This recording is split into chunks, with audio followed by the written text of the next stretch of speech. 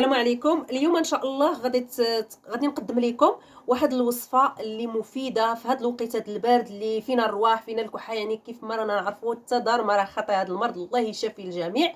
هنا عندي الحامض، عندي قشور المندرين، قشور الحامض، شويه سكينجبير الطري، شويه د القرنفل كيف ما غتشوفوا معايا، وكنديروه كيغلي وكنبوخوا به هكا يعني على الفم ديالنا، وكنحطوه في البيت، يعني بيت النعاس، بيت لوكلاس، يعني كتبدل لنا ديك الريحه وكتعطينا شي هواء اللي هو نقي وزوين ومعقم. يعني انا متاكده هذه الوصفه راها زوينه بزاف ومفيده، راها تنفعنا. نتمنى نتوما ديروها وتطبقوها ليكم ولوليداتكم العائلات ديالكم، ونقدمها لكم بالصحه والراحه.